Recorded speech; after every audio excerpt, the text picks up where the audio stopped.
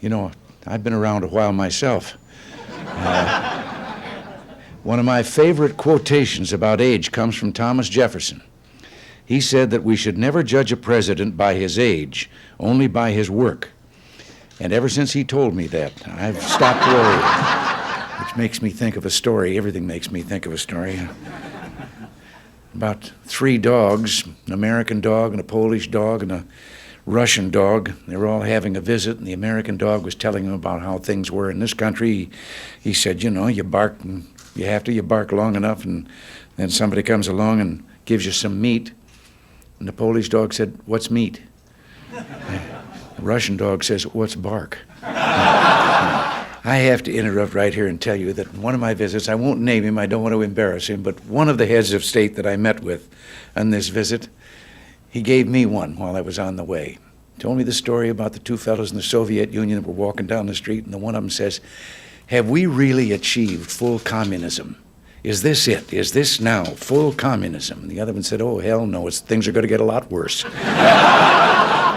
There was a fellow that was on his way to a mountain resort, and a policeman stopped him and said, did you know that you're driving without taillights?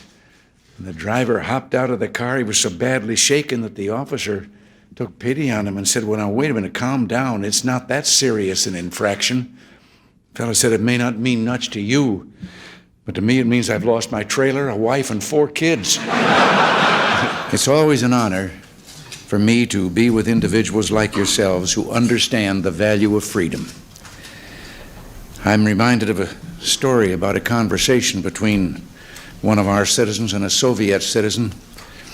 The American described the freedom of speech that we have here in the United States, and the citizen of the Soviet Union said, well, we're free to speak in the Soviet Union just like you are in the United States. He said, the only difference is you're free after you speak. You know, there's a 10-year delay in the Soviet Union of delivery of an automobile, and only 1 out of 7 families in the Soviet Union own automobiles. There's a 10-year wait, and you go through quite a process when you're ready to buy, and then you put up the money in advance. And this happened to a fellow, and this is their story that they tell, this joke, that this man, he laid down his money, and then the fellow that was in charge said to him, okay, come back in 10 years and get your car. And he said, morning or afternoon?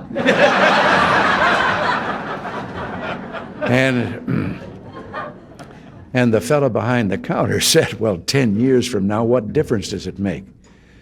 And he said, well, the plumber's coming in the morning. Now, I know it's a little warm, and I know it's August, and here we are, and that reminds me of a sweltering hot day in my boyhood on a Sunday morning going to church, and the preacher handled the situation very well. He said, I am going to preach, because of the heat, the shortest sermon you've ever heard. And he said just 7 words. If you think it's hot now, wait. When I read the writings of our founding fathers who designed our system, I always note how openly they gave praise to God and sought his guidance. And I just can't believe that it was ever their intention to expel him from our schools. I must say before I go on, someone has once said that actually as long as there are final exams, there will be prayer in schools. You know, I received an invitation that said, please come to Ellis Island July 4th for the 100th birthday celebration of an American institution. Somebody goofed. My birthday isn't until February. And it really won't be my 100th, although I've been around for a while. I can remember when a hot story broke and the reporters would run in yelling, stop the chisels. But this is the story of a realtor who was out driving on a back road on his way to look at some property, and suddenly noticed down beside him was a chicken keeping pace with him, and he was doing 60 miles an hour. And suddenly the chicken spurted out ahead of him, and it looked to him as if the chicken had 3 legs. And then it turned and went down a sign road and into a barnyard, and the driver turned down that lane, drove into the barnyard. There was a farmer there, and he asked him, he said, did you see a chicken go by here? And the farmer said, yep. He says, did it have 3 legs? And the farmer says, yep, I raise them that way. I breed them.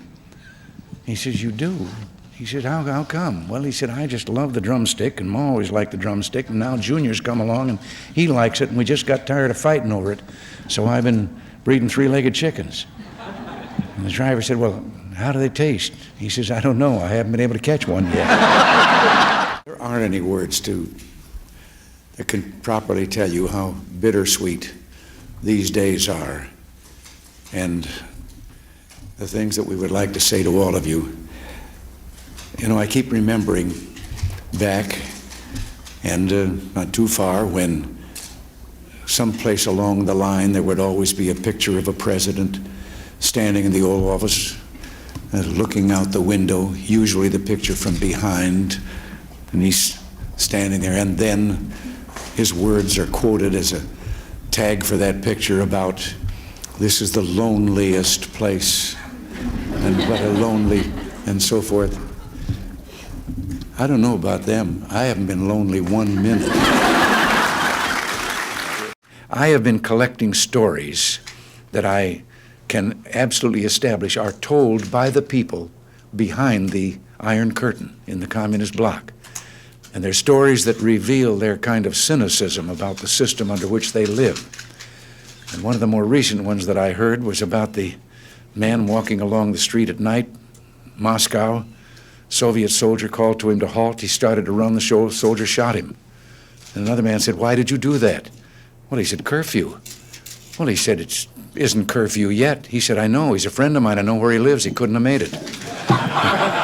The story has it that I and Gorbachev were in his limousine, and I had the head of our Secret Service unit, and he had his chief security man with him, and we were sightseeing.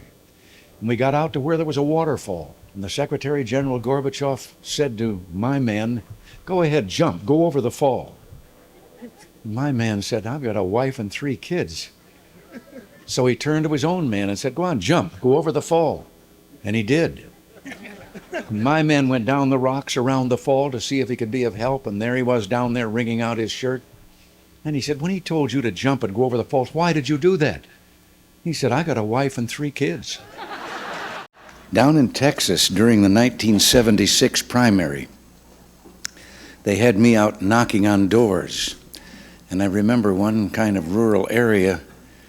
I'd been governor of California, but I wasn't all that well known in Texas, and I knocked on the door, and an old fellow in his undershirt and jeans came to the door, and I told him I was running for president, and having been in the occupation I'd been in for a number of years, I was kind of surprised when he asked me what I'd done for a living. And I told him I'd been an actor, and then he asked me what my name was.